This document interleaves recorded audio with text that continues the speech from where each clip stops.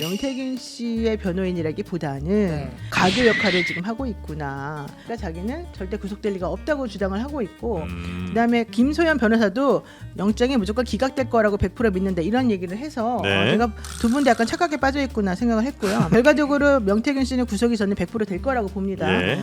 증거 녹취가 나오려면요. 네. 윤 대통령이 네. 윤상현한테 전화하거나 이준석이한테 전화해서 네. 빨리 김석희 공천 줘. 네. 이런 게 뭔가 직접 공간 위원장에게 당 대표하고 윤 대통령의 목소리가 넣어야 돼요. 제가 공천 저도 받아보려고 이게 제가 고생한 적이 있어요. 네. 이명박 대통령 때 2008년도에 아. 제보고 이게 그 대통령 이명박 대통령 결재가 났다고 단수로 내려가라고 그러더라고.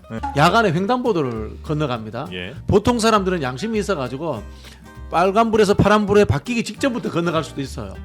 그러면 이게 도로교통법에 걸릴지 안 걸릴지 애매해요. 보통의 대통령들은 당의 공천 의사를 밝히지만 직접적으로 절차에 개입하거나 특정인을 거명해서 한 적이 단 한 번도 없어요. 근데 윤석열 대통령은 빨간불이고 파란불이고 관심 없어. 빨간불이라도 막 건너가는 거야. 그리고 CCTV에도 걸렸어. 네. 한없이가 배운 정치 토크쇼 장르만 여의도 11월 12일 화요일 순서 시작하겠습니다. 반갑습니다. 정프로고요. 네, 요즘 박수 치는 거 아니구나. 아유, 야, 이 박수 얼마만에 받아보는지 너무 네. 고맙습니다. 네, 요즘에 아주 어지러우시죠? 뭐 뉴스 나오는 거 도대체 무슨 뉴스인지 너무 복잡하고 또 얘기가 많이 가지치기를 하다 보니까 도대체 뭔지 감이 잘 안 오실 수도 있는데 저희가 그래도 비교적 좀 정리를 좀 해드리면서 오늘도 뉴스를 좀 전해드리도록 하겠습니다. 자, 오늘 뉴스를 잘 정리해 주실 먼저 우리 최윤경 기자님 나와 계시고요. 네, 안녕하십니까. 네, 그리고 함께 이야기 나눠주실 분들 화요일 서정욱 변호사님 어서 오십시오. 예, 안녕하세요. 네. 자, 그리고 박진영 민주연구원 부원장님. 네, 안녕하세요. 박진영입니다. 반갑습니다. 노영희 변호사님 오랜만에 오셨습니다. 네, 오랜만이라 지난주 왔는데. 아, 지난주 오셨었구나. 정신 없습니다. 아, 그러네. 예. 일주일에 한 번이 아니라 더 자주 뵙고 싶다. 네. 그런 보고 의미로. 싶다. 아니 나 어제 좋은 저녁에 우리 노영희 변호사님 네. 또 불 한번 뿜지 않았습니까? 네. MBC에서 이제 네. 그 명태균 씨 변호인인 김소연 변호사 그리고 강혜경 씨의 변호인인 우리 노영희 변호사가 두 분 이제 서로 맞짱 토론을 이제 하신 겁니다. 네. 네. 근데 원래 예정 시간보다 좀 늦게 한 거예요? 어떻게 된 겁니까, 그게? 그러니까 원래 8시에 생방으로 하기로 했다가 네. 좀 위험하다. 사전 녹화를 하자. 뭐가 위험하죠? 그러니까요. 제가 그걸 몰랐는데 네. 방송하면서 알았습니다. 아, 이거 사전 녹화 분명히 필요했었구나. 네. 이제 왜냐면은 7시부터 저희가 녹화를 했는데 우리 김선 변호사님이 참 솔직하시고 표현력이 정말 좋으시더라고요. 그래서 네. 되게 적나라하게 표현을 네, 적나라하게 하시나요? 저는 사실 평상시에 사용하지 않는 단어들을 그냥 너무 자연스럽게 삐처리. 그래서 결국 삐처리가 많이 됐죠. 네. 아니 근데 그 뭐 욕을 해요? 뭐 그런 것도 있고 이런저런 표현이 다 들어 있었는데 저도 하나 삐 당했어요. 제가 실명 하나 거론해 갖고. 근데 어쨌든 그분은 이제 실명 거론 때문이 아니라 여러 가지 것 때문에 그랬는데 네. 그러고 난 다음에 8시에 원래는 그래도 걸어줘야 되는데 이걸 못 걸고 8시 반까지 헤매더라고요. 뭐 아, 이렇게 삐를 어디까지 처리할 네, 것인가 아마 논의가 좀 있었나 고생이 보죠? 좀 많았던 것 같아요. 네. 아, 그래서 결론은 뭐 어떻게 났습니까? 뭐 결론은 보신 잘 분들도 났어요. 계시겠습니다. 결론은 잘 났어요. 제 입장에서는 매우 잘 났어요. 아, 네. 그러니까 이제 김소연 변호사 측의 주장은 어쨌든 뭐 명태균 씨가 뭐 이런저런 도움말 같은 거를 혹은 조언이나 제언 같은 걸 한 건 사실이나 거기에 뭐 대가성이 있지는 않고 그다음에 자신이 얘기한 그러니까 명태균 씨가 얘기한 것들이 뭐 실제로 이루어진 것은 뭐 우연의 일치다 뭐 이 정도 느낌인가요? 돈 한 푼 안 받고 네. 그 모든 일을 가진 고생을 통하여 했고 음. 그 결과가 참 좋았으나 김영선 의원이 거기에 대한 감사한 마음을 갖지 않고 여러 가지, 김영선 전 의원이 여러 가지 다른 말을 하길래 네. 명태균 씨가 기분이 나빠가지고 대통령과의 대화도 들려주면서 여러 가지 그건 이제 한 것일 뿐이다. 네. 그리고 공천 관련해 가지고든지 뭘 해가지고든지 자기는 돈 받은 게 없는데 특히 세비 반띵 문제 관련해 가지고는 네. 본인이 돈 받은 게 없다. 이건 무조건 기각이다. 이제 영장 청구해도. 네. 그런데 결과론적으로 영장이 같이 청구된 4명이 있는데 네. 그 4명 중에 2명이 바로 공천 대가로 돈을 줬다라고 알려진 예비 후보들이었단 말이에요. 네. 그 중에 한 명이 내가 맞아요. 공천 대가로 돈 줬어요라고 본인이 자백을 했기 때문에 네. 그 자백 진술과 돈과 강혜경 씨 증언과 이런 걸 다 합쳐지게 되면 저는 빼박이라고 생각하는데 이분은 너무 확신적으로 무조건 영장은 기각됩니다라고 하셔서 네. 다른 믿는 구석이 있는 건 아니에요? 저는 그래서 이분이 네. 명태균 씨의 변호인이라기보다는 네. 어떤 종류의 가교 역할을 지금 하고 있구나. 그래서 어. 그 무엇과 무엇을 잇는 가교죠? 변호인이 네. 이렇게 쳐다보는 곳은 네. 저쪽인가 보다. 저쪽이 어딜까요? 제가 보기에는 가교 역할 제대로 못하는 가교 호소인 어, 되지 않을까 그것을- 생각이 듭니다. 그래서 어쨌든 아. 그쪽하고 이미 어느 정도 얘기가 끝났나 보다. 그쪽이 혹시 드래곤힐 뭐 이쪽인가요? 맞습니다. 예, 네. 드래곤 뭐 이런 쪽인데 아. 어쨌든 그래서 그쪽하고는 흡족하게 네. 한 것 같아요. 그러니까 사실은 그런 게 또 있었습니다. 아. 명태균 씨가 네. 용산이나 대통령실이나 공간이나 이런 데도 다 압수수색하는 것에 대해서 예. 용납하지를 않는데 이분이 용산 대통령실 다 뒤져야 된다, 다 수사해야 된다 이렇게 얘기를 한 거예요. 누가요? 변호사가. 김소연 변호사가 용산도 다 예, 수사를 하라고요? 공간에도 다 수사하고 대통령 부부도 다 수사해야 된다는 거예요. 압색도 다 해야 된다는 거예요. 그러니까 이제 앵커 하시는 분이 그게 명태균 씨와 합의가 된 내용이냐, 명태균 씨도 오케이 했냐 그랬더니 아니래. 본인 혼자만의 생각이래. 변호인으로서 예, 그래서 뭐 나올 게 없을 거니까 그렇게 해도 된다 이런 얘기를 해요. 네. 그러니까 그럼 나올 게 없으니까 그렇게 해도 된다도 역시 이제 이 명태균 씨도 오케이 한 거냐 그러니까 아니다 그런 얘기를 하는 걸 보고 아 이거는 딱 요 정치자금법 위반 요걸로만 모든 걸 정리해달라고 하는 읍소 내지는 어떤 협박? 딜이 이루어진 게 아니냐 이런 의심을 제가 했죠. 네. 하지만 뭐 확신할 수는 없으나 하여튼 의심이 좀 가는 대목이 그런 부분이 좀 있었다는 거죠. 그리고 네. 이제 그 김영선 전 의원이 이렇게 명태균 씨가 이렇게 화가 났던 거는 자신이 이제 공천에 노력을 이렇게 했는데 건진 얘기를 하면서 건진 법사 얘기를 이제 김영선 전 의원이 난 건진 때문에 공천된 거야 이제 이런 식으로 얘기를 해서 화가 많이 났다. 그 부분 아까 얘기해 주신 거고요. 네. 그래서 제가 물어봤어요. 도대체가 명태균 씨의 직업은 뭐냐? 돈 한 푼 안 받고 그런 모든 일을 할 이유가 도대체 뭐였냐? 본인 형편도 안 좋은데. 사회사업가. 그러니까 이제 그런 거밖에 안 되는 건데 네. 본인의 무슨 컨설턴트였다고 얘기를 하고 있고 그다음에 김영선 의원에 대해서 그렇게까지 열심히 공천 받아주려고 노력하는 도대체 이유는 뭐였냐? 뭐 역시 자기는 그냥 마케팅과 영업을 위한 사람이었다. 뭐 이런 얘기를 하니까 네, 말이 네. 앞뒤가 안 맞죠. 알겠습니다. 어제 저녁에 있었던 MBC의 그 명태균 변호인 그리고 강혜경 변호인 두 분의 토론에 대해서 잠깐 또 어제 참석을 하셨었기 때문에 좀 여쭤봤고요. 자 그러면 뭐 관련된 뉴스들이 이제 쭉 있습니다. 네 하나하나 좀 살펴보죠. 네, 그 검찰이 명태균 씨와 김영선 전 의원에 대해서 구속영장을 청구했습니다. 같이 구속영장을 청구한 사람 포함하면 총 4명인데요. 네. 아까 말씀하셨던 것처럼 이제 예비 후보자, 군수 예비 후보자, 뭐 이런 사람들이 같이 청구가 됐는데 결과적으로 핵심은 명태균, 김영선 두 사람인 것 같습니다. 네. 명 씨에게 공천을 바라고 이제 1억 2천만 원씩 돈을 건넨 혐의를 받는 지방선거 예비 후보를 제외하고 나면 실제로 김영선 의원에게 공천을 줬고 주도록 하고 알선을 하고 김영선 전 의원이 세비로 이제 반씩 계속 주었다, 대가를 주었다. 네. 라는 정치자금법 위반 혐의가 지금 핵심이 되는 상황이고요. 네. 예, 요걸 가지고 이제 14일에 영장 실질 심사가 이제 있을 예정입니다. 그러니까 이제 검찰은 명태균 씨가 그 공천에 분명히 영향력을 행사를 했고 그 대가로 돈을 받았다 이렇게 이제 판단을 한 모양이군요. 네, 네. 어떻게 요거는 영장이 처리될 가능성이 좀 높습니까? 이걸 이제 법조인이시니까. 두 개로 나눠봐야 되는데요. 네. 그 처음에 그 김영선이 월급을 세배를 반띵한다고 해가지고 이게 뭐 9천 얼마 실제 그 7,600으로 입증이 됐던 요 문제하고요. 네. 그다음에 그 두 명이 그 예비 후보들이 돈 준 거 우리 나눠봐야 되는데 앞에 거는 제가 이게 검사들 계속 물어봐도 이게 법리적으로 애매하다 그래요. 왜냐하면 이제 그 명태균 씨가 정치인이 아니잖아요. 정치인이 보통 이게 정치자금법이라는 게 일반 국민이 정치인한테 돈을 주는 거잖아요. 네. 그런데 이거는 김영선이 명태균한테 정치인이 돈을 오히려 주는 거잖아, 받는 게 아니고요. 그래서 이게 정치자금법이 과연 적용될 수 있냐 없냐 논란이 있어요. 아 그래요. 예를 들어 저나 우리 박진영 의원도 인맥이 많잖아요. 그럼 누구 예를 들어 우리도 누구 공천 도와주고 그 사람한테 월급 우리가 수고비 받으면요. 네. 우리가 정치자금법은 아니거든요. 경우에 따라 이게 뭐 사기나 여러 가지 공천 개입했을 때 일반인이 공천 개입한 거잖아요. 명태균이가 일반인이잖아요. 네. 이게 정치자금법이 되는가? 여기 논란이 하나 있고요. 이 문제는 예. 지금 검사들도 이게 헷갈려요. 뭐 여론 때문에 영장 청구해놨지만 자, 두 번째는 이제 요거는 예비 후보들이잖아요. 네.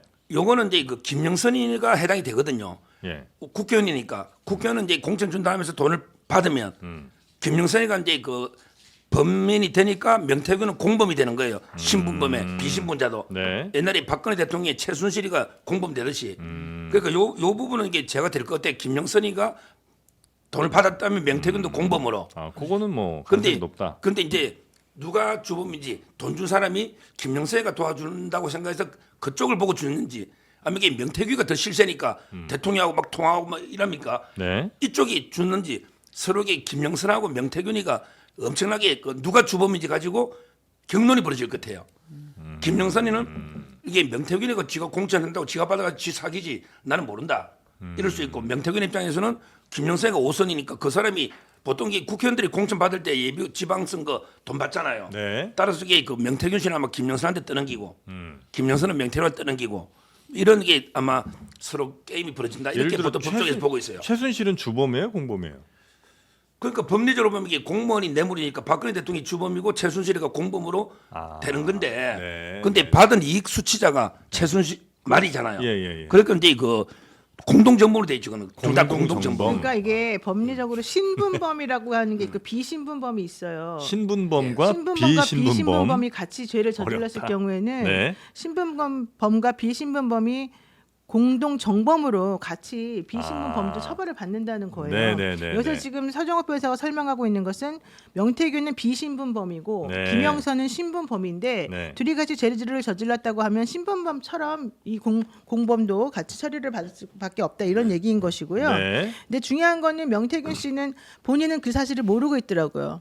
자기는 신분범도 아니고 돈도 안 받았으니까 자기는 절대 구속될 리가 없다고 주장을 하고 있고 그다음에 김소연 변호사도 영장이 무조건 기각될 거라고 100% 믿는다 이런 얘기를 해서 네. 제가 두 분 다 약간 착각에 빠져 있구나 생각을 했고요. 더 중요한 건 이거예요. 네. 지금 요번에 영장을 청구한 이유는 증거인멸과 도주우려 때문이거든요. 네. 명태균 씨 같은 경우는 네, 특히 네, 네. 그래서 증거인멸과 도주우려는 그동안의 행동을 보면은 증거인멸했다는 게 너무 뻔히 보여서 증거인멸을 본인이 이렇게 막 네, 얘기를 계속 막 얘기를 하고 다니잖아요. 했잖아요. 네, 그래서 뭐 자기는 뭐 세 번째 있는 핸드폰에 있는 거를 복구해서 다시 넣어놨기 때문에 괜찮다는 주장을 하나 그거는 본인의 일방적인 자의적 예. 주장에 불과하고 결과적으로 명태균 씨는 구속이 저는 100%될 거라고 봅니다. 예. 다만 김영선 씨도 마찬가지고 다만 여기서 구속이 안 될 수 있는 사람이 한 명이 있어요. 이 사람은 자기는 공천 대가로 1억 2천을 줬다라고 진술을 검찰에 가서 자백을 한 사람이 있거든요. 네. 이 사람은 사실은 도망갈 수도 없을 뿐더러 도망갈 의사도 없고 이 사람은 증거인멸에 뭐 그런 것도 없고 너무 예비 명확해요. 후보 같은 예, 경우? 예비 후보가. 네. 그래서 이 예비 후보는 저는 불구속으로 될 것 같아요. 예. 그럼 예. 김영 예. 두 분 변호사가 놓치는 것을 제가 명탐정 코난의 시각으로 지적을 좀 해드리겠습니다. 죄송합니다. 네. 일단 이 예비 후보라고 해가지고 돈 줬다는 사람이 네. 고령군수 예비 후보 이야기가 나옵니다. 두 명 있어요. 네, 그러면은 김영선 씨는 제외되는 겁니다. 왜요? 김영선 씨 지역구 사람이 아니에요. 아. 그러면은 뭐냐? 김영선 씨보다 더 다른 더 센 파워가 작용했다라고 이야기를 해야 된단 말입니다. 네네네. 그럼 이때는 명태균 씨가 더 여기에 적극적인 의사가 있었다라고 볼 수밖에 없는 겁니다. 그런 부분이 있고 네. 앞서 이제 이 정치자금법 문제인데 이 모모 씨가 있어요. 시의원. 아, 예, 그렇죠. 그거는 그쪽에 연결되는데. 네, 거기는 이제 그 창원 지역 네, 보니까 네. 관련이 그러니까 있습니다만 상관없어요. 네. 이제 그 금액의 문제와 그 다음에 이 군수냐 또는 이제 기초의원이라는 이 차이가 또 존재한다는 말씀을 드려야 될 것 같고요. 네. 또 하나는 이제 정치자금법 문제인데 이건 제 추론이기도 합니다만은 네. 제가 보기에는 애초에 문제가 됐던 게 김영선 씨가 정치자금법 통장에서 바로 명태균 씨 쪽으로 돈을 쏴준 거야. 이게 문제가 되는 거야.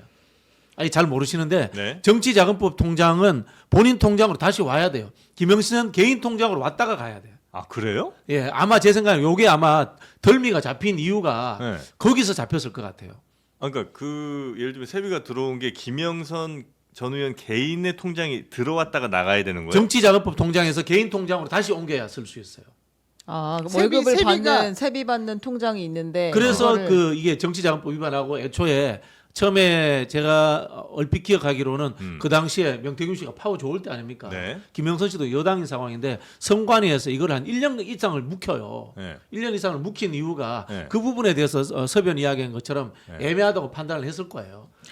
이 근데 사건의 이 사건에서 핵심은 선관위에서 정치자금 정치자금법 통장, 그 김영선의 정치자금 관련된 금원을 사용하는 통장으로 돈을 넣어줬는데 그렇죠. 그 돈 중에서 2천만 원 정도는 직접 지불 비용으로 나갔고 나머지 9,700만 원 정도가 강혜경 씨 통장으로 들어갔어요. 그렇죠. 그리고 강혜경 씨 통장에서 나머지 사람으로 4명으로 나눠서 돈이 나가요. 네. 이것 때문에 그 의창구 선관위에서는 이게 문제라고 본 것이고 세비 문제는 달라요. 그렇게 안 해요. 달라요. 세비 맞아요. 지금 말한 건 세비는 개인 잘못된 통장으로 거예요. 들어오는데 제가 말한 건 네. 환급된 돈 그러니까 말씀하시는 세비는 거잖아요. 개인 통장으로 들어왔고 그게 거기에서 현금으로 뽑아져요. 네. 그래가지고 그 돈을 명태균 씨에게 줬다는 거예요. 그러니까 지금 그거는 정치자금법은 아니에요? 그건 그건 정치자금법은 정치자금법 아니죠. 아니죠. 그건 아. 개인. 그래서 아까 서정 변호사가 그 부분 애매하다고 한 게 이 아. 부분이에요. 네. 그러니까 세비 반띵한 거랑 네, 그거는 그다음에- 틀려요. 그러니까 네. 사람들이 맨날 섞어서 말하니까 네, 이상한 네, 거예요. 네, 네. 제가 그 이야기를 지적하려고 했는데 네. 아, 그럼 우리라도 좀 잘하시네. 명확하게- 그렇게 네. 설명을 해주시지. 명확하게 다시 한번. 아니 잘하신 데서 내가 들어봤지 근데 잘못하고 있으니까 말해줘. 나도 섞여버렸어. 이야기하면서. 정리. 그러니까 이제 네. 김영선 전 의원이 세비를 받는 건 개인 통장으로 네, 들어온 그거는- 거고, 네네네. 그죠? 그건 정치자금법과는 무관한 선거 거고. 환급- 된 거는 증여가 정치자금법 증여가 통장으로 될 수 있어요. 아니 그러니까 증여의 문제가 이건 이제 될 수 증여의 있어요. 문제고, 예, 예. 그다음에 이제 정치자금 관련해서 쓰는 그 통장에서 뭐 강혜경 씨한테 가고 강혜경 씨가 다시 이렇게 나누고 한 거는 이거는 이제 정치자금법 위반인 그렇죠. 거고. 그래서- 애초에 이분들이 네. 경찰에서 선관에서 수사하다가 검찰로 그 송치된 내용이 그 네. 부분이에요. 아. 제가 그걸 이 이야기를 가지고 하는 한 이유는 거죠. 뭔가 하면은 네. 결국은 애초부터 선관이라든가 검찰이 이 김영선 씨 정치자금법 수사를 제대로 할 생각이 없었다. 그래서 1년 반이나 지났던 거다라는 이야기를 드리는 거고요. 네. 또 한편으로 보면 우리 서정욱 변호사가 이야기하는 검사들이 그게 애매하게 생각하고 있다라는 부분이 실제로 애매해요. 근데 이게 명태균 씨가 김건희 씨의 힘을 입어서 공천을 해줬다라고 하면 스토리텔링이 완벽하게 맞춰지는 거예요. 네, 네, 네. 근데 지금 문제는 그 수사가 거기까지 안 가고 있기 때문에 네. 검사들이 애매하다고 있다고 지금 핑계를 댄다. 그 이야기 드리려고 했던 거예요. 그 취임 전날 카톡도 나왔다고 하는 거잖아요. 그 명태균 씨가 대통령 부부에게 이제 공천을 넣어달라 한 번 더 얘기하고 그 다음 날 통화가 있었다는 건데 네. 그럼 이제 공천을 계속해서 부탁했다라는 것까지도 거의 스토리가 완성은 된 거 아니에요? 우리가 알고 있는 바로는? 그렇죠. 이게 손바닥으로 하늘을 못 가립니다. 이게 워낙 나와 있는 것들이 많고 지금 이분들의 김수현 변호사의 그 타겟은 오로지 강혜경의 녹취를 믿을 수 없다는 것밖에 없는데 실제 강혜경만의 진술이나 증거로 이 사건이 이루어지고 있는 게 아니에요. 네. 제3자들이 가지고 있는 게 되게 많더라고요. 그러니까 강혜경 씨는 자기 핸드폰으로 누가 전화하거나 자기가 전화하는 것에 대해서만 녹취는 가지고 있어요. 나머지는 별개 문제고. 그런데 그것만 가지고 지금 나와 있는 게 아니에요. 지금 문제가 되는 것은 네. 강혜경이 빠진 다른 제3자와 명태균의 대화, 또 혹은 다른 종류의 통화 내용 이런 것들이 지금 민주당이나 뭐 다른 사람들에게 많이 지금 제보가 가 있기 네네. 때문에 아니 근데 예를 들어서 명태균이 대통령에게 혹은 여사에게 부탁을 막 한 건 있어. 근데 있어요. 김건희 여사나 대통령이 당에 어떻게 하라고 지시한 거를 봐야 이제 그게 범죄 그건- 완성될 거 아니에요. 그게 대통령의 육성 녹음에 나왔던 거잖아요. 네. 내가 공관위에서 뭐 받아가지고 나는 김혜경이라 했는데 당에서 말이 많대. 근데 요 그건 얘기가. 명태균과의 통화잖아요. 아니 윤석열 대통령의 목소리잖아요. 일단 네, 네, 그러니까 네. 목소리를 일단 본인이 시인을 한 거잖아요. 그러니까 예. 명태균을 속였다면 네. 대통령이 속인 사람이 되지만 거짓말한 사람이 되지만 네, 네, 네. 대통령이 그렇게 가벼운 사람은 아닐 테니까 일단 그게 하나가 있고요. 네. 그렇게 해서 김소연 변호사가 네. 공관위에다가 어떻게 했는지 그럼 보자. 대통령 압수수색하자. 그 부인도 압수수색하자 이렇게 나온 거예요. 근데 그거를 명태균 씨가 그거 싫어하더라고요. 또 이제 이야기가 강혜경 씨가 네. 명태균 씨가 네. 지방선거를 앞두고 네. 고령군수 출마자들 데리고 가서 아크로비스타 가서 만났다. 인사시켰다. 만났다 이야기를 했잖아요. 예. 만약에 이게 사실이 된다면은 네. 법률적으로 어떻게 됩니까? 윤석열 대통령 부부는 사기 당하는데 이용 당해 준 겁니까? 아니 게다가 공천을 약속받았다는 얘기가 지금 계속 나오고요. 네. 그게 언제 시기가 언제였냐 물어보면요. 2022년 초부터 2월 초부터 3월 초까지라고 나와요. 네. 근데 어제 김정배의 시선 집중에서 강혜경 씨가 이 인사하러 간 타이밍에 대해서 얘기를 해주니까 김정배 그 앵커가 잘못 말한 게 2022년 2월 말부터 3월 초죠 이렇게 말해요. 근데 그거는 돈이 들어온 시기이고 이 돈이 들어오기 전에 왜냐하면 돈을 받기 전에 이걸 확신을 확인을 주어야지만 해야 돈을 된다. 주는 거잖아요. 그러니까 돈을 주기 전인 2022년 2월 초에 네. 그 아크로비스타 가서 인사하고 공천을 확약 받아야지 되는 부분인데 음. 그 얘기를 강혜경 씨가 했었었어요. 네, 네, 네. 그래서 이제 아크로비스타에 만약에 후보들 데리고 가서 명태균 씨가 만나서 인사시켜. 추천하고 많이 이렇게 했다면 요건 이제 또 다른 문제가 될 수도 있는 거죠. 그럼요. 네. 지금 제가 이제 그 구속영장이나 네. 이걸 취재를 보면요. 예. 다 빠져 있어요. 지금 이제 그 우리 좌파 언론이나 뭐 일부 야당이 주장하는 게 세 네. 가지 인과관계 맞아야 돼요. 네. 하나는 이제 그 대통령이 명태균 씨한테 불법으로 여론조사를 해달라. 이래 부탁해서 명태균 씨가 뭐 3억 7천이든 얼마든 불법으로 이게 여론조사를 하고 첫째. 네. 그다음에 그 돈을 줘야 되잖아 여론조사 비용을. 네. 이 돈을 안 주고 대신에 이게 공천으로 선물을 줘서 대통령이 공천을 김영선 공간이 해가 주고. 그다음에 김영선은 그게 고마워서 월급을 갖다가 이게 명태균 씨한테 반씩해서 주고. 네. 이게 세 가지가 떨어지야 되는데요. 네. 영장에 앞에 두 개가 수사도 안 되지만 두 개가 근거가 없기 때문에요. 전혀 없어 영장에. 무슨 말이냐면요. 대통령이 뭐 여론조사를 해달라고 명태균이 한 적도 없지만 뭐 대통령도 해명했지만 그게 3억 7천인지 뭐 37억인지도 모르겠고 어차피 불법 여론조사에 조작하면 뭐 비용이 들겠어요. 그 강혜경 씨 주장이 불과한 거고 네. 제 말은 이게 대통령이 불법 여론조사를 명태균에 부탁한 적이 일단 없다. 첫째, 그건 영장에 한 줄도 없어요. 제가 취재한 바로는 실제 했는지 안 했는지는 모르나 영장에는 없다는 없어요. 말씀이죠. 예. 검찰에도 그래요. 네. 그다음에 두 번째 대통령이 개입한 게 없어요. 예를 들어 국회의원들이나 저 같은 사람도요. 야, 너 어디 판검사한테 전화해가 좀 잘 부탁해줘 우리 의뢰인. 이러면요. 제가 이게 요즘 판검사한테 전화를 못 해요. 근데 의뢰인한테 그렇게 말 못 해요. 네. 아, 제가 이게 전화해가지고 좀 해달라 했더니 좀 어렵다고 합니다. 이렇게 덕담을 한단 말이에요. 네. 국회의원들 민원은 거의 그럴 거예요. 제가 국회의원 지금 오늘도 2명한테 부탁했더니 자기가 어디 소위 위원장인데 잘 알아보겠대. 근데 성과가 없어. 에이, 서 변호사님 그렇게 이야기하시면 아니, 변호사 그러니까 수입 제 안 말- 돼요 앞으로. 정말 그래서 이게 증거 녹취가 놀라면요. 네. 윤 대통령이 네. 윤상현한테 전화하거나 이준석이한테 전화해서 네, 네, 네. 빨리 김정일 공천 줘. 네. 이렇게 위압적으로 지시를 하거나 위계 위력 이런 게 뭔가 직접 공간 위원장에게 당 대표하고 윤 대통령의 목소리가 넣어야 돼요. 근데 그것도 그냥 추천 정도 덕담으로 안 돼. 위계 위력 정도가 돼야 된단 말이에요. 네. 업무방해 되려면 공천 네. 업무. 네. 따라서 이게 그 명태균 씨하고 대통령의 녹취록은 아무 의미가 없어요. 따라서 이제 그 대통령이 공천에 개입했다는 게 없어요. 근데 이제 그러니까 이 두 개가 영장이 없다고요. 영장이 지금 영장이 구속영장이 그냥 없다. 그게 사실은 지적하는 대목 중에 하나예요. 예, 왜냐면 근데 영장이 떨어질지 저는 요 부분 9천만 아. 원 반띵만 가지고는 안 떨어지는데 아. 다만 이게 두 명이 예비 후보들이 공천 받겠다고 준 부분이 있잖아요. 이것 때문에 떨어질 수는 있겠다는 생각이 네, 들어요. 네. 질문. 아니, 서 변호사님이 항상 대통령과 본인을 동일시하시니까 이제 그가 질문 자꾸 생기는데 이제 서 변호사님이 판사의 판결을 좌지우지할 수는 없지만 우리 중 누구도 그럴 수 있는 사람은 없지만 대통령이 당의 공천을 좌지우지할 수는 있다고 우리는 생각하잖아요. 근데 이 그게- 녹취가 이를테면 뭐 윤상현 당시 위원장을 불러다가 직접 지시를 했다거나 이런 정황이 나오지 않으면 영원히 이건 그 명태균과 윤 대통령 사이 녹취로는 입증할 수 없다 이렇게 봐야 되는 거예요? 저는 그때 물론 이게 대통령 당선이니까 뭐 힘이 있을지 몰라도요. 네. 얼토당도 않은 사람에게 대통령이 그 녹취해 보면 아, 참 내가 당에 좀 해주려 했더니 말들이 많네. 네. 말들이 많다는 건 이게 대통령 말에도 말들이 많다는 거 아니에요. 아, 예. 반장 사이 많다는 거 아니에요. 예. 제 말은 영향력은 이게 제일 있을지 몰라요.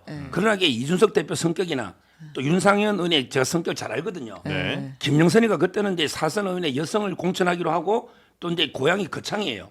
그다음에 경남 도의사도 오고 그다음에 여론도 1위였어요. 그때는 또 압도적으로 62, 3%로 당선도 됐어요. 그러니까 이제 그 감이 되는 상태에서 뭐 대통령까지 오케이 이러면 이게 전부 다 제가 알기로는 그때 셋 다 오케이 했어요. 윤상현도 오케이. 그다음에 이준석 대표도 오케이. 그다음에 대통령도 김영선 해주라고 했다면 오케이. 이러니까 이게 공천되지. 뭐 제 같은 사람 대통령이 해주란다고 이준석 대표 해주겠어요? 일단 대통령이 말을 하기는 했네요. 네. 그렇게 했다 당에다가 하더라도 세 명이 다 오케이 하니까. 하기는 했네요. 하기는 아니, 모르지. 했다는 했다 증거가 하는 있으니까 이제 이 수사는 해야 되네. 아, 이분 말이 근데 증거가 되진 않아요. 아니 윤석열 대통령도 했다고 했어요. 당이 내 말을 안 듣네 그렇게 하면서 네, 네. 했다고 했는데 네. 자 여기 제가 박근혜 대통령 공천 개입으로 국정농단으로 구속됐던 것도 한번 비교를 해볼게요. 예. 박근혜 대통령 시절에는 청와대에서 여론조사를 합니다. 네. 청와대에서 명단을 만듭니다. 그런데 박근혜 대통령 본인이 몰랐다, 한 적이 없다라고 정확하게 이야기를 합니다. 박근혜 대통령 도장이 찍혀 있잖아요. 박근혜 대통령의 육성도 없어요. 그러나 이번의 경우에는 윤석열 대통령이 공관위로부터 보고를 받았고 김영선이라는 이름을 특정해서 주라고 했다라고 이야기를 했습니다. 네. 이 정도면은 도장 찍은 거하고 똑같은 효력이에요. 법률적으로 봐도. 그럼 당연히 윤석열 대통령에서 공천 받았다라고 해서 만백성이 다 아는 상황인데 이걸 지금 거부한다는 게 말이 안 되고요. 금방 아까 우리 초반에 했던 이야기의 핵심도 이겁니다. 검찰이 지금 윤석열, 김건희를 쏙 빼보니까 논리적 성립이 안 되는 거예요. 논리적 성립이 안 되니까 아까 말씀하신 정치자금법 문제도 애매해지고 아까 제가 지적을 했잖아요. 고령군수는 김영선하고 아무 관련이 없어요. 김영선하고 그렇죠. 명태균이 김영선의 후광을 입어서 내가 공천에 개입했다 그러면 고령군수하고는 이 사람이 공천에 하면 안 되는 거예요. 네. 그러면은 김영선보다 더 전국적이고 영향력을 행사할 수 있는 사람이 백그라운드에 있어야 돼요. 그래서 아크로비스타 같다라는 이야기를 강혜경 씨가 하는 거잖아요. 네. 이러면은 논리가 다 맞아들은 거예요. 지금 창원지검에서 하는 수사라든가 영장 청구의 방식이 윤석열, 김건희를 빼버리니까 논리적 성립이 안 된다. 두 사람 넣으면 모든 것이 논리적 성립이 된다. 네. 이 이야기를 제가 하려는 거예요. 사람들이 놓치고 있는 게 정말 중요한 게 하나 있습니다. 대통령의 육성이 무슨 의미가 있냐 이렇게 주장하는 사람도 있고 대통령 육성에 그런 내용이 나왔는데도 불구하고 결과하고 연결할 수 있는 인과관계를 우리가 못 찾으니 이것도 문제가 안 된다 이렇게 말하는 사람들도 있거든요. 네, 바로 옆에 계시죠. 네. 중요한 건 그런 것들을 확인할 수 있는 상황이 지금 아니라는 거죠. 왜? 대통령이 현재 살아있는 권력이라서. 현직 대통령이다. 그래서 그거를 찾아내지 못하는 게 첫 번째인 것인데 네. 그 부분에 대해서는 우리가 그 한계를 인정하지 않고 뭐 찾아냈는데 증거도 없는데 어떻게 얘를 유죄를 주니 이렇게 말하는 거 그래서 좀 논리적으로 부적절하다는 얘기고 네. 부적절하다는 거고 두 번째는 대통령이 육성으로 5월 9일 날 공간에서 뭐 보고 받았고 김영선 하라 했다 그랬더니 당의 말이 많다 그 중간에 무슨 말이 있었냐면 경선에서 수고했는데란 말이 나와요.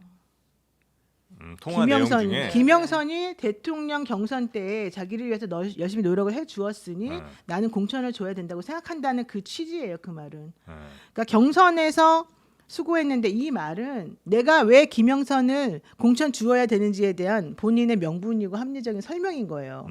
그런데 다른 사람들처럼 그냥 하는 말이다라고 그냥 하기에는 네. 난 이 사람을 나를 선거 때 도와줬으니까 당연히 해줘야 되라고 하는 그 의무적인 마음 이런 것들에 대해서 폄하하는 거가 되는 거고 축소시키는 거가 되는 거죠. 저는 그래서 대통령이 그때 뭐 그냥 덕담으로 했다고 하는데 네. 자기 경선 때 그렇게 열심히 노력해 준 사람한테 덕담으로 거짓말을 한다? 그건 정말 말도 안 되는 소리인 것이고 실제 본인은 이 김영선이라는 사람을 해주고 싶었던 거죠. 왜? 자기 경선 때 노력했으니까. 자, 그럼 좋습니다. 김영선이 자기 경선 때 무슨 노력을 해줬을까요? 김영선뿐만 아니라 많은 사람들이 국민의 많은 사람들이 대통령을 위해서 좋은 말 하고 다니고 선거운동을 한 거는 기본이거든요. 네. 그럼 그 많은 사람들을 다 챙겨주진 않아요. 김영선이 한 거는 바로 명태균과 함께 미래한국연구소에서 나오는 여러 가지 여론조사와 관련된 것들을 이 사람이 정말 적극적으로 도왔고 더 중요한 거 네. 선거 여론조사와 관련된 비용을 네. 일부를 댔다는 거예요.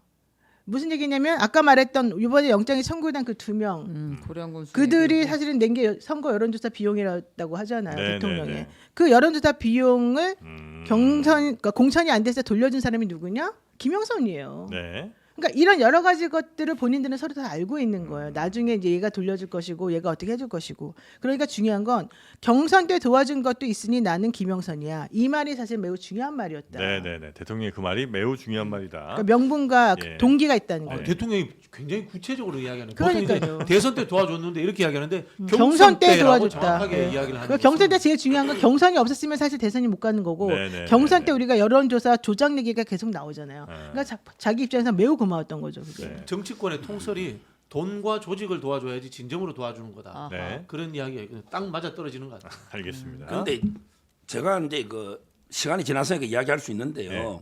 제가 공천 저도 받아보려고 이게 김영선 제가 고생한 적이 있어요.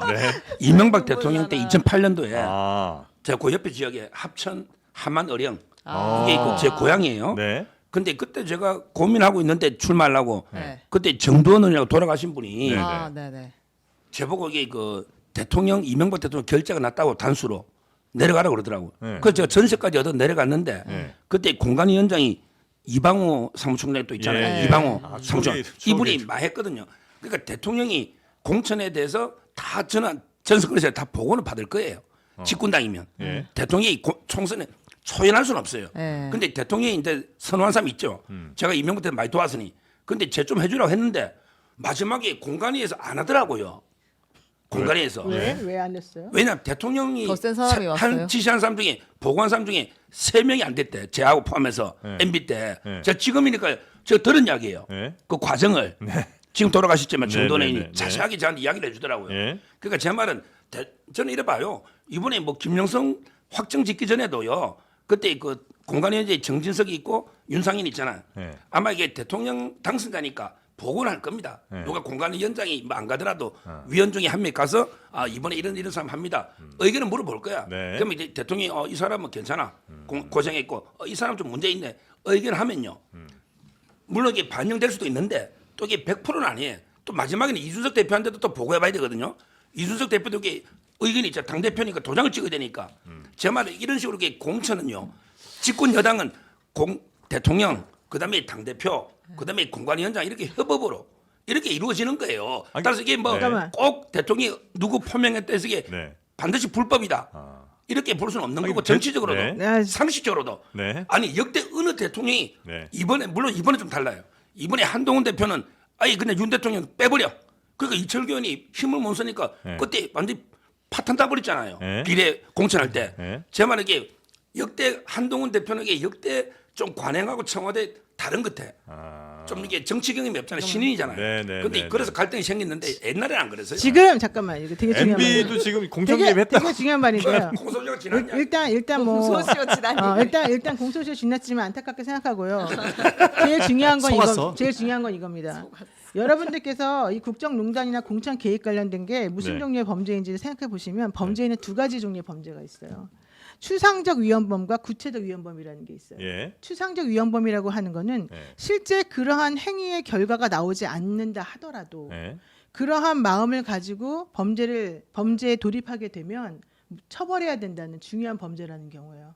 실제 그 결과가 안 나와도 네, 결과가 안 나와도. 그 미수랑은 다른 거예요? 네, 그건 약간 미스랑은 다른 거예요. 아. 그러니까 현실적으로 그러니까 미수범을 만들어내는 이유 중에 하나가 바로 이런 추상적 위헌범이기 때문이기도 예. 해요. 그러니까 형법전에 보게 되면 미수범이라고 딱 규정지어져 있는 게 있고 네. 미수범 없는 그런 범죄가 있어요. 음. 근데 이번 사건 같은 경우는 추상적 위헌범의 사건이라는 거. 왜? 이게 잘못되면 그런 시도를 하는 것만으로도 나라의 질서가 흔들리니까. 네, 그러니까 네. 지금 자꾸 서정학 변호사님은 결과가 안 나왔다 그런 거 올렸는데 안 되지 않았냐 상관없지 않냐라고 주장은 하는데 그러려면 본인이 왜 공소시효 지날 때까지 그 말을 안 했겠어요.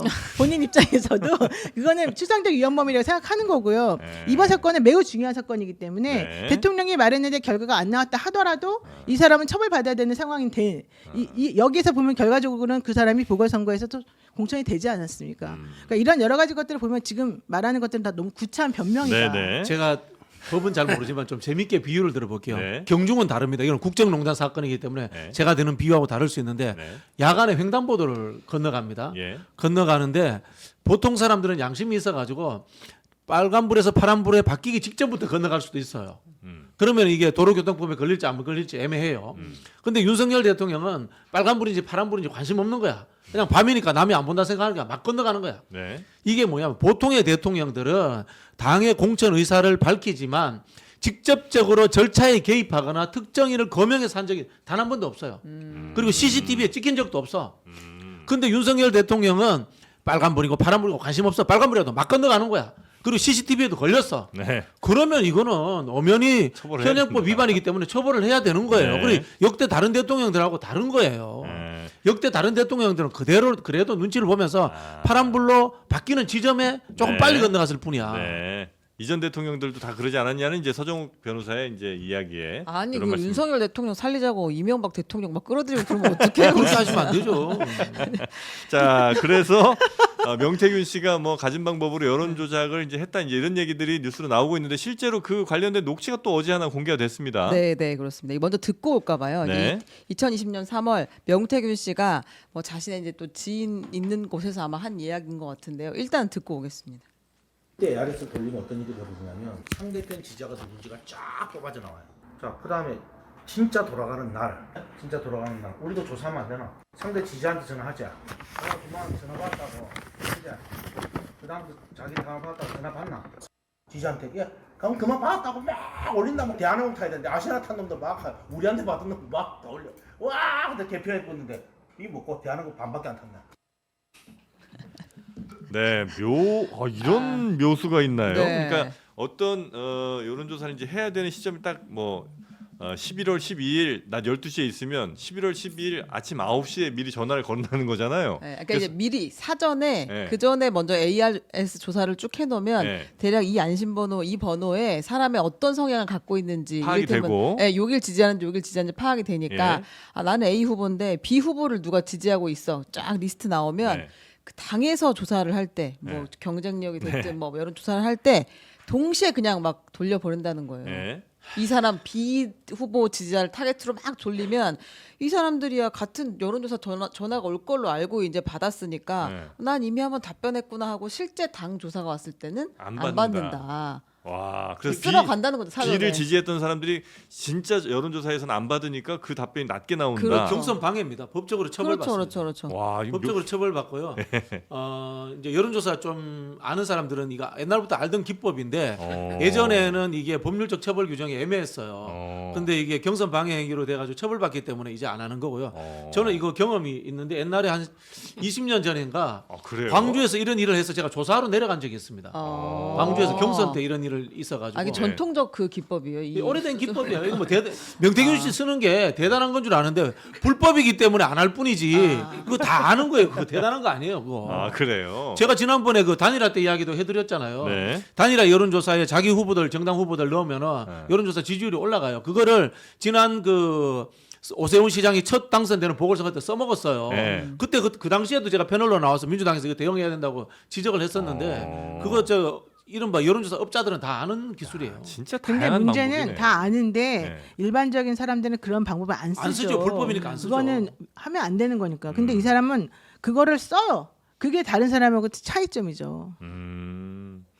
야, 이거 참 저는 이제 처음 들어봤거든요. 그래서 참 신박하네. 이제 이런 생각을 했는데 이건 이제 이런 법적으로 방법들을 걸려요. 이전에 많이 했고 그래서 이제는 이거 다 단속된다 이런 이거 말이죠. 업무 방해랑 선거법 위반이죠. 네. 근데 이거 우리도 그냥 여론조사 한 거예요. 이렇게 하면 뭐라 그래요? 당일날 못하게 돼 있습니다. 아, 당일날은 못하게. 예. 바로 전날. 신고를 해야 되는데 전날까지는 선관위에서 괜찮고. 그거 하도록 해주잖아요. 하여튼 요건 이제 위법 사항인데 이런 것까지도 명태균은 주변 사람들에게 이런 방법이 있다, 저런 방법이 있다 이런 것들을 이제 홍보를 했다 이런 거죠. 아, 근데 이게 이미 너무 많이 지났는데 만약에 이걸 통해서 매우 중요한 그 자료로 단서로 이 사람이 공천을 받았다.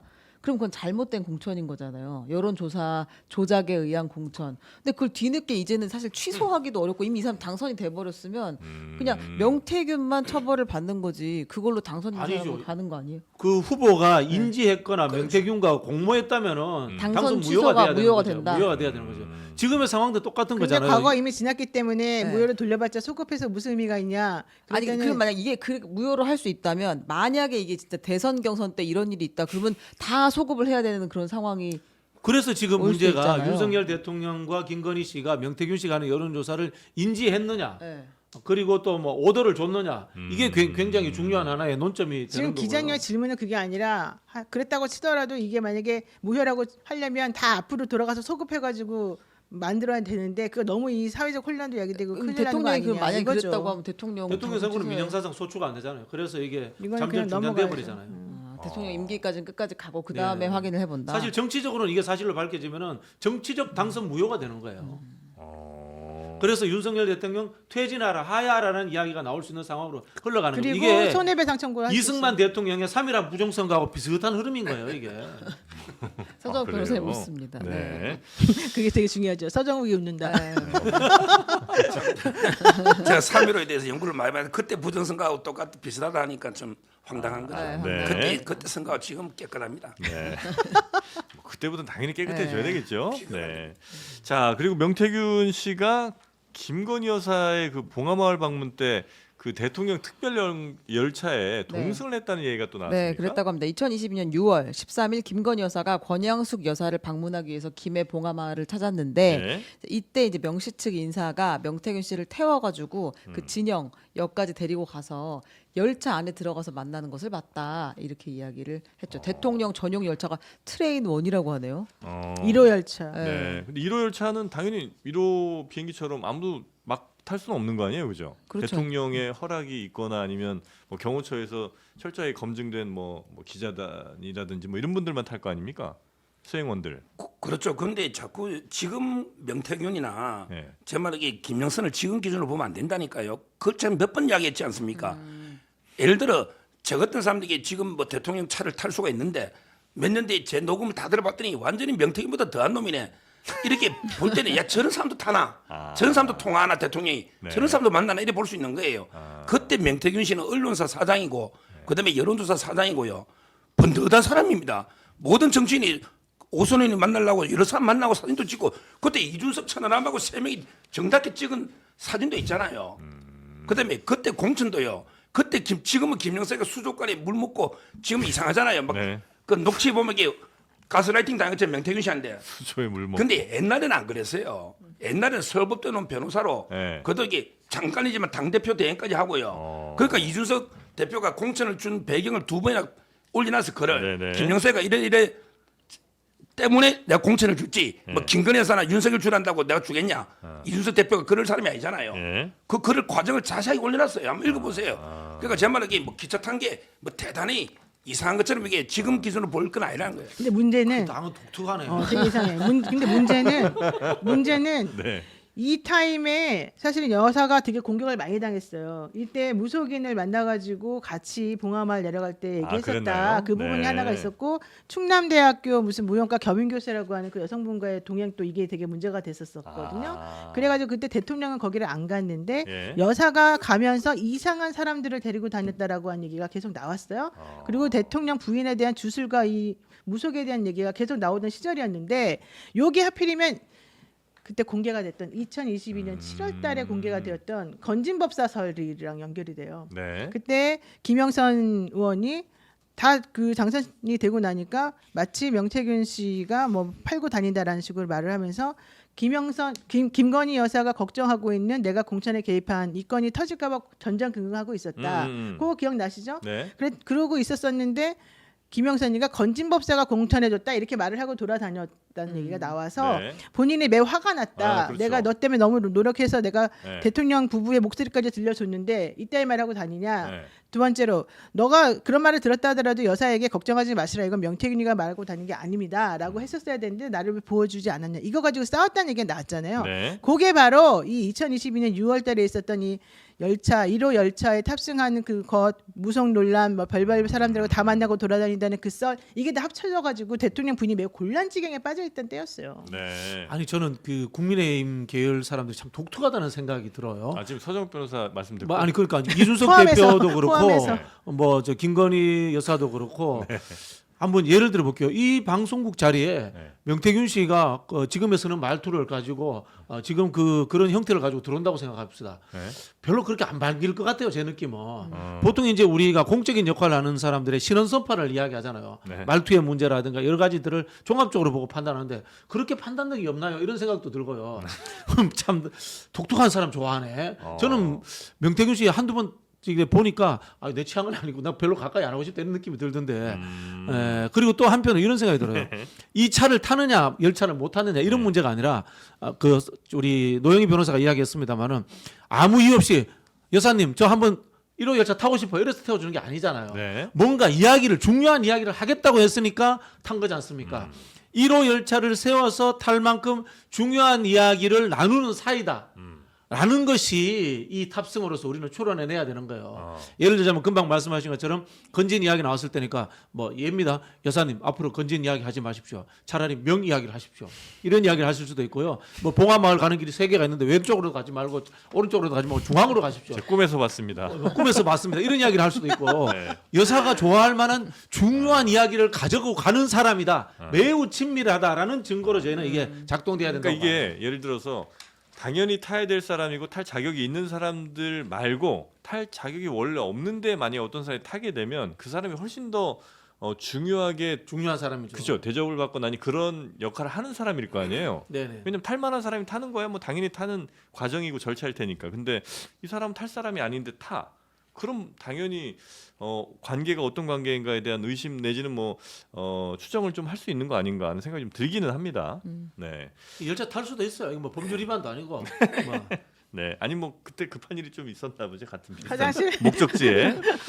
자, 그리고 다음 뉴스 또 어떤 거 좀 살펴보면 네. 시간이 좋을까요? 많이 지났습니다. 지금 이재명 대표 그 선고가 15일에 있잖아요. 네. 그 얘기를 좀 해볼까 하는데 공직선거법 위반 의혹에 대한 1심 선고 3일 앞두고 더민주혁신회의는 당내에 있는 기구죠. 이재명 무죄 판결을 촉구하는 105만 명의 탄원 서명서를 재판부에 제출하기로 했다. 그러니까 이제 이게 탄원서를 100만 명 이상이 이제 판사한테 낸다.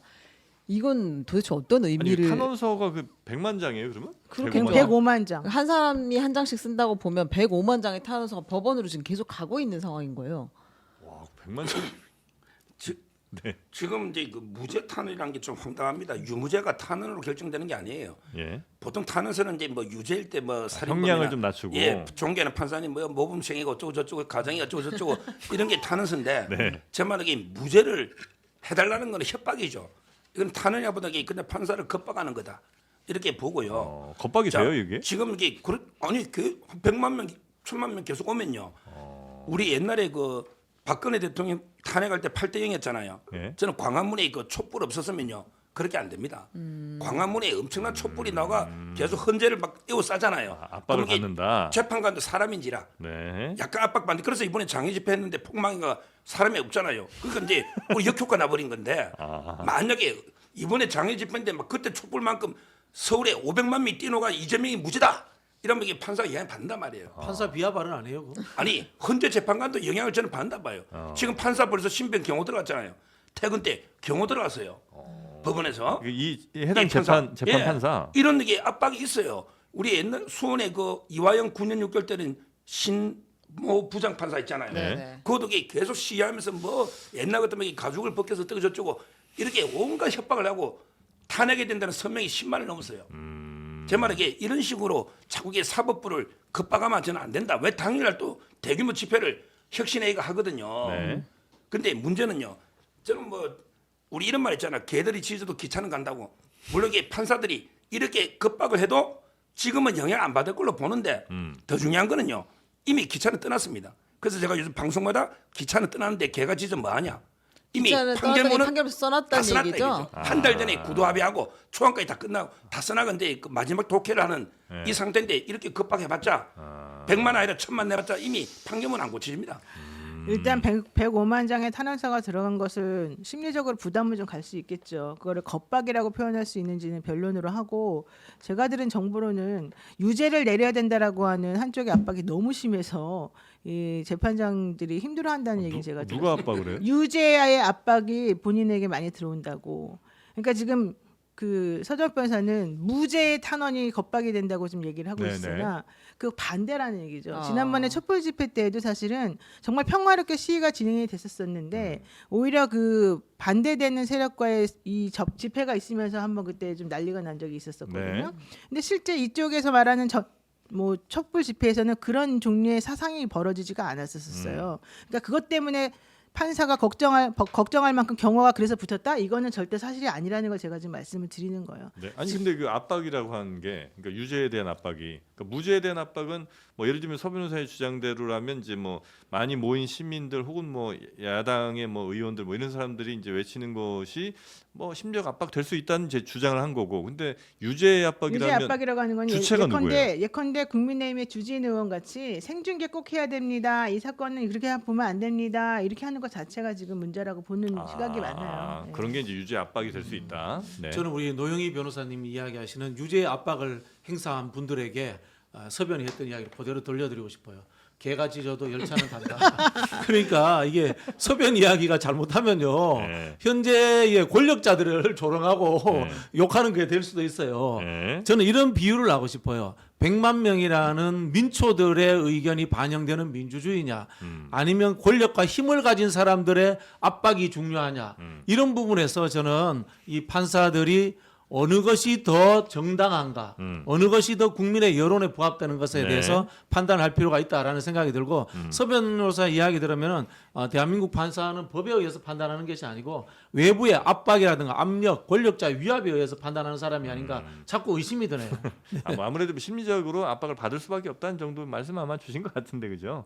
네. 그렇죠. 그리고 이게 알겠습니다. 105만이 이게요. 실명 아마 본인 인정 이런 게 정확하게 안 될 겁니다. 아니에요. 지금 뭐 이게 그 뉴델리 기사나 딴데 보면 이게 그 중복도 한 사람이 가능하다 뭐 이런 이야기도 있는데 뭐 한 사람 한 사람이 아니고 제가 보기에 그 종이에 여러 사람이 아마 서명하게 저한테도 왔더라고요. 평택에 그 김현정이라고 방송 많이 했던 우리 옛날에 그분이 의원. 명의로 저한테도 보내 좀 동참해달라고 막 전 국민한테 이게 너무 뿌리고 있으면 막 그냥 막 뿌려. 동참하셨어요?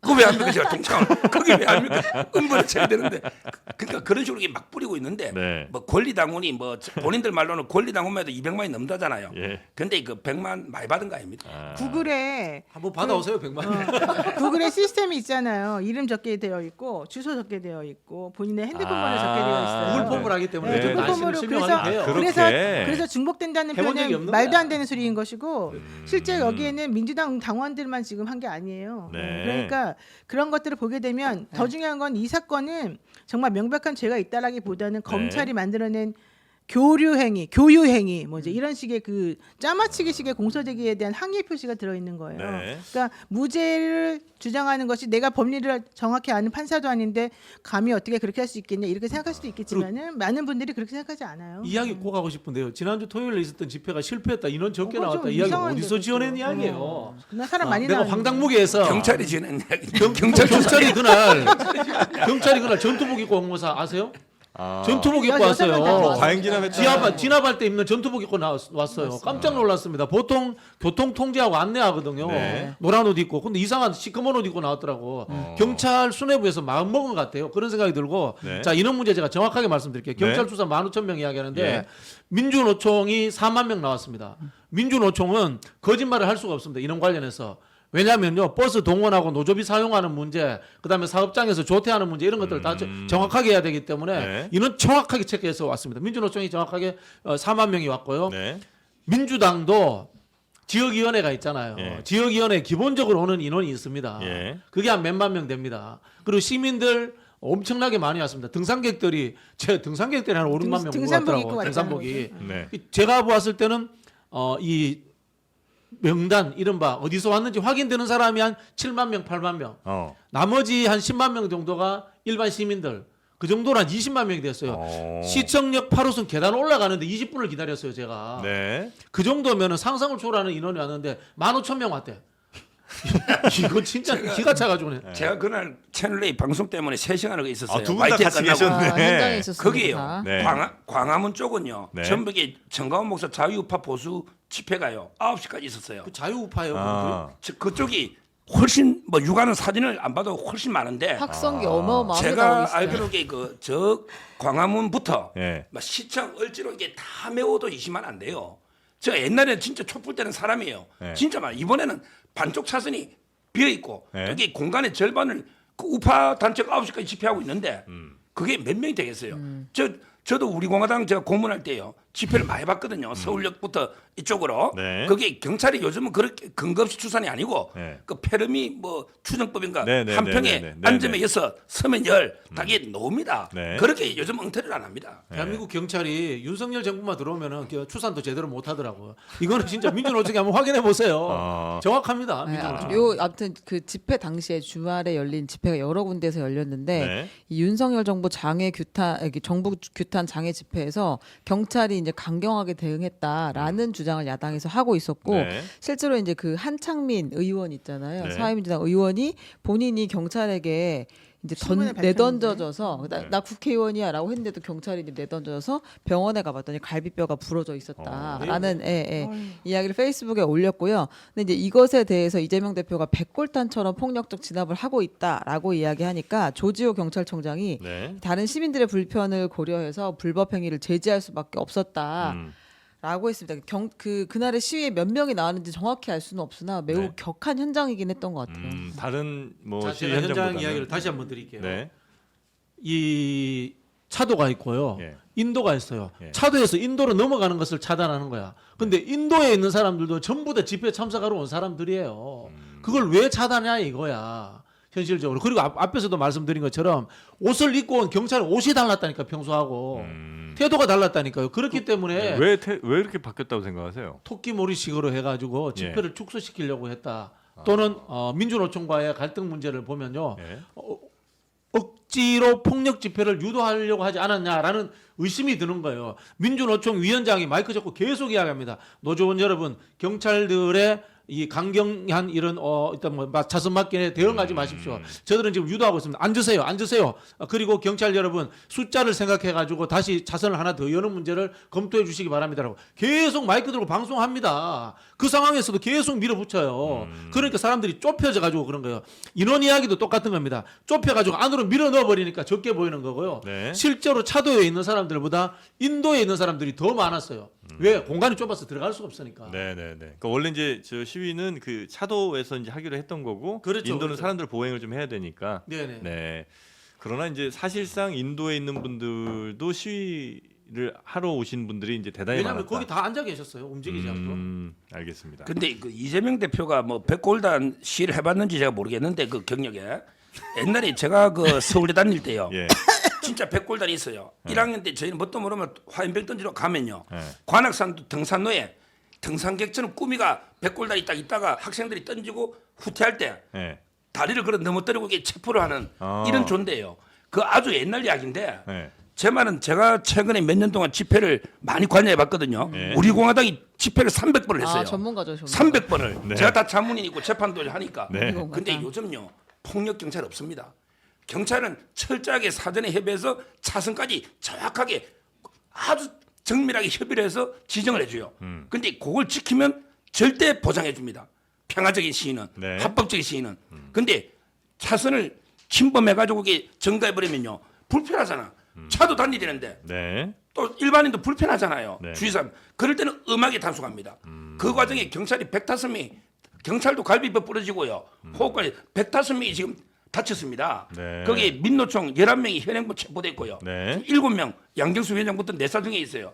제 말은 이게 경찰이 먼저 절대 불법으로 이게 진압 안 합니다. 뭔가 조건을 어겼으니까 합의된 그렇죠. 안에서 할 요즘 때는 이게 아주 차선까지 구체적으로 다 이게 합의합니다. 네. 현장 지휘부가 참여 인원에 맞는 규격한 공간을 지정해주지 않은 거죠.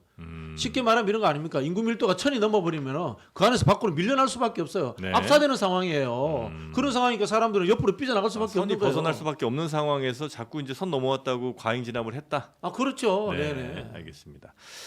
그 우리 서정욱 변호사님 서울대 얘기하시니까 아까 그 한 분이 이제 이번 주 그 목요일에 아마 수능을 보시는 모양이에요. 그래서 어떻게 하면 수능 잘 보냐고 물어보시는데 서울대법대 수능 서정. 세대가 수능 세대가 아니죠? 저 네. 학력고사. 네, 학력고사 세대라 도움 말씀드릴 게 별로 없습니다. 줄 수가 없네요. 네. 여기 수능 세대가 저밖에 없군요. 저 왜 수능이에요. 그렇게 생각을 하세요? 수능 1세대입니다. 아 그렇군요. 수능 첫 해 제가 봤습니다. 94년이군요. 1차, 2차 수능 봤을 때 그때시군요. 맞습니다. 나중에 수능 한번 더 봤을 수도 있겠네요. 윤석열 대통령이 아, 골프채 네네. 다시 잡으셨다고요. 아 맞습니다. 여러분 네. 다 골프 치시는지 모르겠는데 우리 패널들이 골프 되게 다들 좋아하시잖아요. 네. 대통령이 8년 만에 8년 만에 골프채를 다 공들여 닦으신 다음에 외교를 위해서죠. 네, 트럼프 당선에 맞아 골프를 치기 시작했다. 아. 이것도 기가 차는 게 본말이 저도된 거 아닙니까? 트럼프 만나는 게 다행이지. 푸틴 만난다고 칩시다. 백마도 타야 되고 얼음물에 입수도 해야 되고 푸틴 그런 거 좋아하거든. 그러면 시진핑 만나러 가면 푸바오하고 저기 뭐야 가가지고 그 동물원에 가서 죽수 먹으면서 뒹굴뒹굴 해야 되니까 말도 안 되는 접근법을 하고 있어. 기가 차가지고. 아 좋은데요 오늘. 푸바오와 죽수는 너무 좋은데요. 하고 괜찮네. 백마타고 그렇잖아 이게 얼음물이 얼음물이 있어도 됐잖아. 와, 요거는 어떻게 세트로 준비하신 거예요? 갑자기 생각난 거겠지. 와, 아니 갑자기 이렇게 할 수 없을 것 같아. 시진핑, 푸틴 이거는 아니 정말 근데 대단. 아, 미리 준비해 푸틴은 그런 말을? 100마를 안 타도 제가 봤을 때 만날 수 있는데 그래도 트럼프 대통령을 만나려면 골프는 필수 중에 필수긴 한 거 아니에요? 워낙 트럼프가 그냥 골프 아유. 채널로 따라다니면 되지. 그러니까 약간 접대 골프를 모르는가 봐. 지는 골프를 아, 쳐줘야 져주는 되고. 골프. 사실 그 정도는 하실 수 있어요. 이분 연습 안 해도 되게 아, 잘하시는 그런가요? 분이라. 네, 골프에 아주 뜬금없는 곳에서 많이 터졌습니다. 와, 이거 한번 저희도 나중에 좀 써먹어도 되겠습니까? 이거 쇼츠 만들어가지고 널리 푸바오와 함께 알립시다. 죽순 먹는다. 시진핑 만날 때는. 네, 그다음에 푸틴 만날 때는 얼음물 입수하고 그다음에 백마 타야 되고. 네. 자, 그럼 오늘은 요 정도로 화요일 저 세 분과 함께하는 시간은 마무리를 하고요. 잠시 후에 곽규택 의원이 나옵니다. 아주 아, 그 저희 곽규 때 제가 대학 동기입니다. 친구입니다. 우리 앞집 살았다니까. 아 그래요? 우리 바로 앞집 살았. 곽규택 의원은 하지 좀 말고 계속 출연하세요. 네, 어떤 분이에요? 자기 형이 그 친구 영화 곽경택. 곽경택인데 맞아요. 검사 출신이고요. 네. 이번에 부산에 아주 그 훌륭한 친구죠. 검사 출신에. 아, 그래요? 대변인 아니에요 아주- 지금? 네, 그쵸? 정치 대변인. 경험이 좀 풍부해요. 오래됐어요. 친윤이죠. 그 친윤이죠. 친윤이죠. 네, 친윤이죠. 그리고 친윤 출연자가 사실 많지가 네, 않아요. 귀한 분입니다. 예, 그래서 저희가 귀하게 모실 테니까 여러분도 함께 해주시고요. 세 분은 다음 주 화요일에 다시 뵙겠습니다. 고맙습니다. 감사합니다.